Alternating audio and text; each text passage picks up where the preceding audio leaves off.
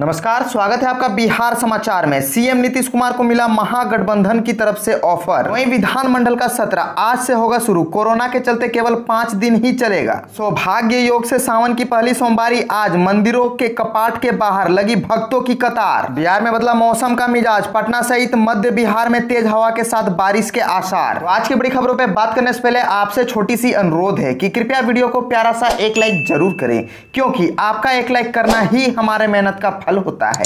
तो शुरुआत करते हैं आज की पहली और बड़ी खबर से। मानसून सत्र शुरू होने के ठीक पहले बिहार की सियासत में नीतीश कुमार स्टैंड से हलचल तेज हो गई है। नीतीश कुमार के जनसंख्या नियंत्रण और जातिगत जनगणना के मुद्दे पर दिए बयान के बाद विरोधी दल में इस बात की उम्मीद बढ़ गई है कि इस बयान के बाद भविष्य में कोई नए राजनीतिक संकेत उभर सकते हैं। कांग्रेस एमएलसी प्रेमचंद्र मिश्रा ने नीतीश कुमार के जनसंख्या नियंत्रण और जातिगत जनगणना मामले पर भाजपा से अलग राय रखने पर उत्साह दिखाते हुए कहा कि ये आने वाले समय की राजनीति के लिए बड़ा संकेत हो सकता है। इसकी वजह से नए राजनीतिक समीकरण भी बन सकते हैं। नीतीश कुमार के इस बयान से साफ साफ समझा जा सकता है कि नीतीश कुमार और भाजपा के संबंध ठीक नहीं है और ये रिश्ते लंबा नहीं चलने वाला है। वहीं राजद ने भी कांग्रेस के सुर से सुर मिलाते हुए नीतीश कुमार के स्टैंड की सराहना की और लगे हाथों महागठबंधन के साथ आने का ऑफर भी दे दिया। राजद विधायक मुकेश रोशन ने कहा कि जनसंख्या नियंत्रण और जातिगत जनगणना पर नीतीश कुमार के रुख से साफ है कि जिस मुद्दे को लालू जी और तेजस्वी ने उठाया था वह सही है। राजद विधायक ने कहा कि नीतीश कुमार के बयान से ऐसा लगता है कि उन्होंने इसे स्वीकार कर लिया है। वे राजद के स्टैंड के साथ खड़े दिख रहे हैं। हम उनके स्टैंड का स्वागत करते हैं और अगर नीतीश चाचा हमारे स्टैंड के साथ आते हैं तो उनका हम स्वागत करेंगे। प्राइवेट स्कूलों में 55% शिक्षकों के वेतन में कटौती। मुजफ्फरपुर में प्राइवेट स्कूलों में 55% शिक्षकों के वेतन में कटौती की गई है। वहीं 54% शिक्षकों के पास आय का कोई अन्य माध्यम नहीं है। कोरोना महामारी में 50% से अधिक प्राइवेट स्कूलों में नए नामांकन कमी आई है। स्कूली शिक्षा पर काम करने वाले संगठन CSSF की रिपोर्ट के यह आंकड़े हैं। रिपोर्ट के अनुसार कम फीस वाले 65% स्कूलों ने शिक्षकों का वेतन कोरोना काल में रोक दिया है। बिहार के विभिन्न जिलों समेत पूरे देश में यह सर्वे कराया गया था। कोरोना संक्रमण को रोकने के लिए लगाए गए पाबंदियों की वजह से इतर निजी स्कूलों में नामांकन में 20 से 50% की गिरावट दर्ज की गई है। इसकी वजह से स्कूलों ने शिक्षकों के वेतन में कटौती करना शुरू कर दिया है। विधानमंडल का सत्र आज से हुआ शुरू। कोरोना के चलते केवल 5 दिन ही चलेगा। विधानमंडल का सत्र हंगामेदार होने का आसार है। इसके लिए विपक्ष पूरी तरह से तैयार हैं। 26 जुलाई से 30 जुलाई तक चलने वाली सत्र में जातीय जनगणना एवं फोन टेपिंग सहित कई मामले को विपक्ष सदन में उठाएगा। मानसूत्र सत्र कोरोना संक्रमण को देखते हुए केवल 5 दिन ही चलेगा। सत्र शुरू होने से पहले बिहार विधानसभा के परिसर में सुरक्षा के पुख्ता इंतजाम कर दिए गए हैं। चारों ओर CCTV कैमरे लगा दिए गए हैं। विधानमंडल का पिछला सत्र काफी हंगामेदार रहा था। सत्र के दौरान हंगामा इतना बड़ा था कि विधानसभा में पुलिस बुलानी पड़ी थी। पुलिस वालों ने विधायकों को सदन से बाहर कर दिया था। हालांकि बिहार विधानसभा में 23 मार्च को विधायकों की हुई पिटाई के मामले में 2 पुलिसकर्मियों शेषनाथ प्रसाद और रंजित कुमार को इस मामले में निलंबित कर दिया गया है। बता दें कि बिहार विधान परिषद 12 खाली सीटों के नाम की सरकार ने घोषणा की गई थी। हाल ही में JDU में शामिल हुए उपेंद्र कुशवाहा को भी राज्यपाल ने विधान परिषद के लिए मनोनीत किया था। उपेंद्र कुशवाहा ने कहा, मैं इस्लाम कबूल कर लूंगा तो कौन रोक लेगा। भाजपा उपाध्यक्ष का तंज, कहा बेहतर ऑफर मिलने पर।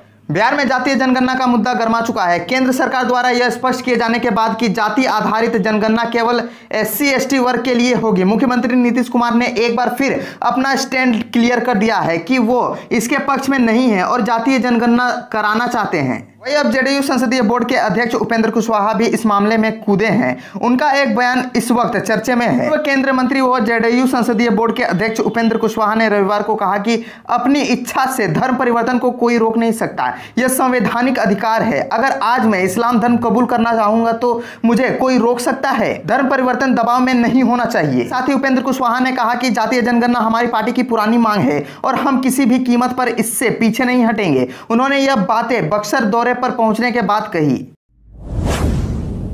सौभाग्य योग में सावन की पहली सोमवारी आज। मंदिरों में कपाट के बाहर लगी भक्तों की कतार। रविवार से भगवान शिव का प्रिय श्रावण माह शुरू हो गया है। हालांकि कोरोना के कारण मंदिर व धार्मिक स्थल को जहां बंद रखा गया, वहीं घरों में ही पूजा अर्चना व बोलबम के जयकारे गूंजने लगे हैं। सावन के पहले दिन शिव भक्तों ने सीमित संसाधनों में ही भगवान भोलेनाथ को गंगा जल, दूध, दही आदि से स्नान कराकर पुष्प और बेलपत्र अर्पित किए।